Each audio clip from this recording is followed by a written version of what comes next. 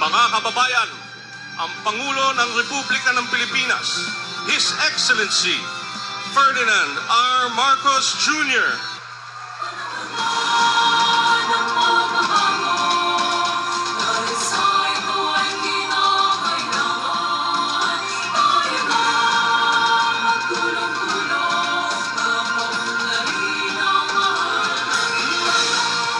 Ngayon po ay nasasaksihan ng ating mahal na Pangulo ang pamamahagi ng government assistance sa mga naging biktima ng sunog nitong nakaraang araw. Mula sa Office of the President at DSWD, namamahagi po tayo ng food packs at 10,000 each sa 2,100 beneficiaries under the AICS program, at 2,100 pieces of blankets, at 2,100 sleeping mats.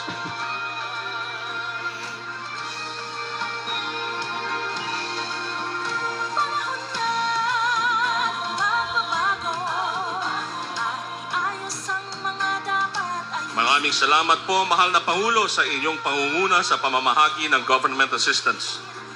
Bawat mamamayan dito sa atin ng pagbabago patungo sa pag-asenso, magsikat ng mabuti nang kuminhawa tayo. Pagmalaki natin sa mundo at ipamalas ang bagong Pilipino at bagong Pilipinas.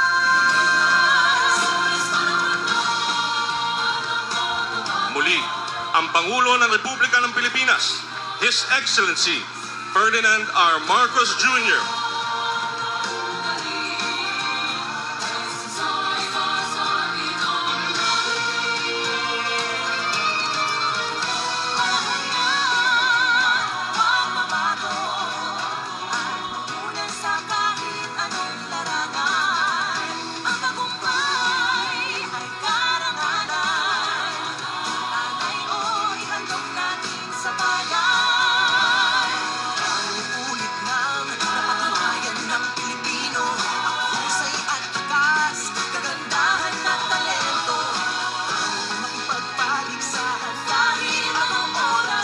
Tayo mo po.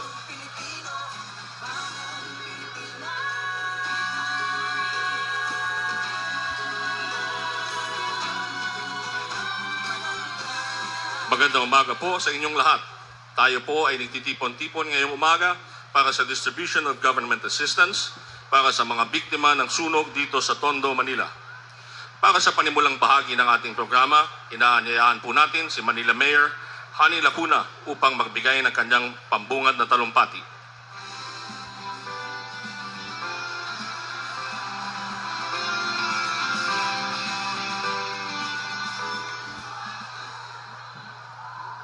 Pangulong Ferdinand Bongbong Marcos Jr., Secretary Gatchalian, mga kasamahan ko po sa paglilingkod, mga kapwa nating Manileño, galing sa Isla Puting Bato, magandang umaga po sa inyong lahat.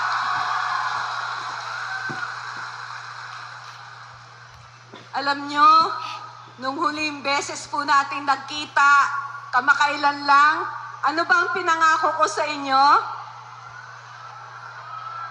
Babalik kami. Di ba ang sabi natin, babalik kami at hindi kami titigil na tumulong sa inyong lahat. Pero ngayong umaga ay isang espesyal na umaga dahil mismo ang ating Pangulong Bongbong Marcos ang mag-aabot ng tulong sa Isla Puting Bato. Mahal naming Pangulo, sa ngalan po ng bumubuo ng Barangay Parola, Isla Puting Bato, maraming salamat po sa inyo. Sana po ay wag po kayong magsawa sa pagtulong sa amin pong mga Manileño. Muli po, maraming salamat po. Maraming salamat po, Mayor Lacuna. Sa puntong ito, inaanyayahan po natin si Social Welfare and Development Secretary Rex Gatchalian upang ipakilala ang ating panauhing pandagal. Ladies and gentlemen, the President of the Republic of the Philippines, His Excellency Ferdinand R. Marcos Jr.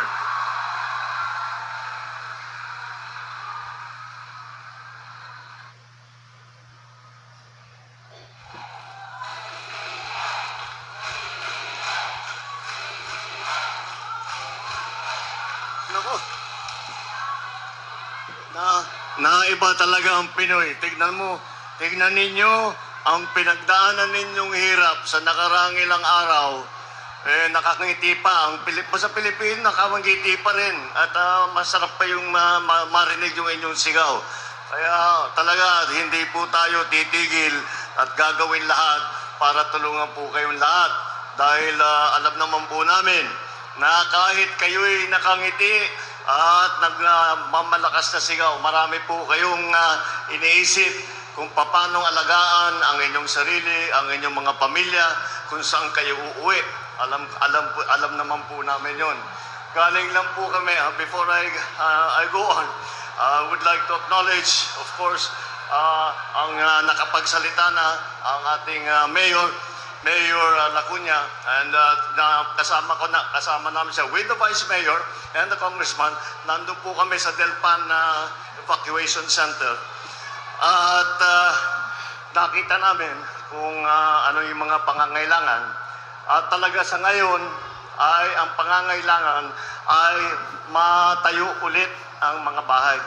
Kaya bukod dito, siyempre nandyan kayo lahat, nandyan pa kayo sa mga evacuation center. Wala naman kayong paglulutuan, wala naman kayong pagtutulugan. Kaya naman, ang unang-una, magdadala kami itong mga food pack na ganito, na dapat sa isang pamilya, yung isang food pack, isang kahon, katagal dapat yan ng mga 3 araw, 4 na araw. Pero huwag kayong mag-alala, kung maubos ninyo sa 2 araw, meron pa yan. Meron, ibibigay namin kung ano yung kailangan ninyo.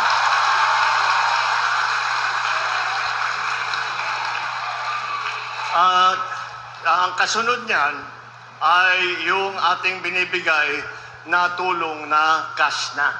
Dahil, kagaya ng nakita ko doon sa Delpan, maraming maliliit na bata. At tinatanong ko, tapos may mga matatanda na may kailangan na gamot, na may kailangan na kung ano-ano. At naiba, bawat pamilya ang mga pangangailangan. Kaya yung mga komisan, yung mga yun ay hindi kasama dito sa aming mga ibinibigay na tulong. Kaya kailangan cash para sa kayo bawat isang pamilya may hawak para magamit para naman dun sa pangangailangan na sa pamilya ninyo, yung gatas nga ng bata, yung gamot na maintenance, kung ano man. At yung mga ganun po. At nandito po ang serbisyo, yung sa inaalala ko kasi dahil ang sikip-sikip doon sa Delpan, inaalala ko yung maliliit na bata, baka magkasakit. Kaya tiniyak natin na meron tayong medical team na manggagaling sa Department of Health na pupunta, tuloy-tuloy po yan. Hindi na sila aalis, basta paikot-ikot lang sila sa lahat ng mga evacuation center. Kaya pagka meron kayong karamdaman, basta't puntahan po ninyo sila at magbibigay sila ng serbisyo sa inyo. At yun lang po, pinangako ko po doon sa mga kasama natin sa isang evacuation center. Pag kayo ay hindi pa namin nauwi, pagdating ng Pasko, ako ay pupunta rito, magpapaparty, magme-Merry Christmas tayo sama-sama. Kaya yan yung pang-udyok ko kay Mayor Lacuna Kaya bilisan mo, kundi magpapakain ka ng libu-libong tao pagdating ng Pasko. Ikaw din. Kaya kailangan maayos natin kaagad yun. Kaya huwag niyo pong alalahanin, andito po ang city government, andito po ang national government, lahat po ng ahensya ng pamahalaang nasyonal at nag-uugnay naman kasama ang mga local government officials at ating tunay na first responder. Ito po ay patuloy po namin pagtatrabawin at titiyakin na kung ano man ang inyong pangangailangan, kami po ay nandito upang ibigay at itulot sa inyo kung ano pang serbisyo ang kinakailangan ninyong lahat. Maraming salamat po. Good luck po. Merry Christmas po. Po, mahal na Pangulo. Sa oras na ito, inaanyayahan po natin ang ating mahal na Pangulo na magtungo sa ibaba ng entablado para pangunahan ang pamamahagi ng government assistance para sa mga biktima ng sunog. Ang ating mahal na Pangulo ay sasamahan ni Social Welfare and Development Secretary Rex Gatchalian. Ating tungayan ang ceremonial distribution ng government assistance.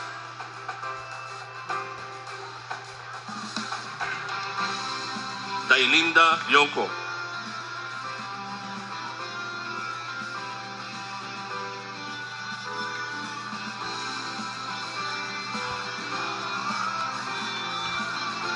Rebecca Ignacio.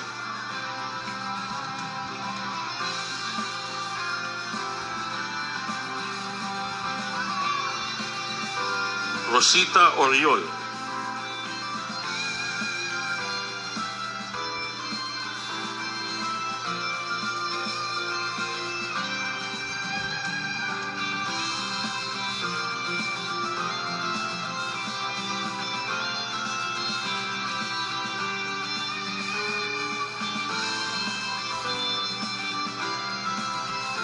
Teresita Perez.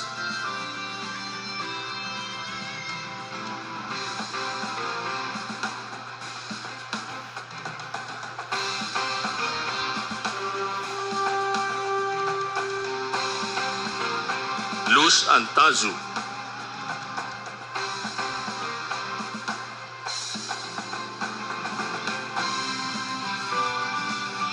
Katerina Dagotdot.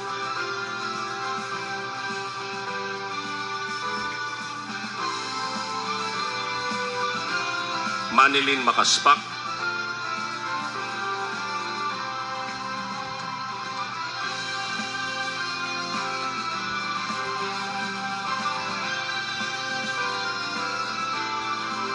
Jovelyn Palapal.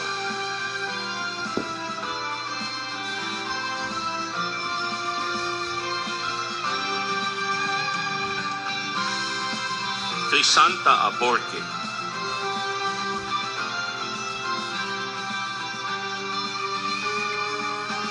Richard Ponce.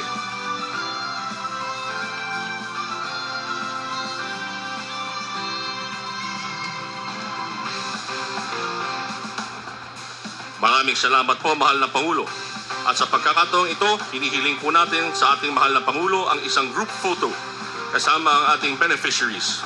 Hinihiling din po natin sa lahat na magsitayo at samahan ang ating mahal na Pangulo.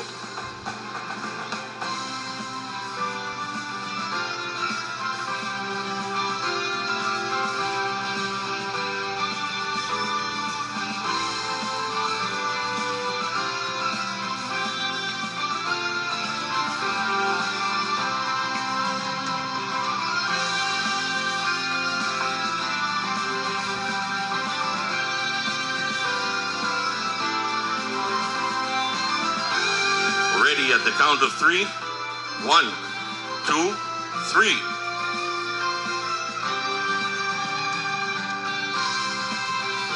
Maraming salamat po, mahal na Pangulo. Dito na po nagtatapos ang ating programa. Nagpapasalamat po tayo sa ating mahal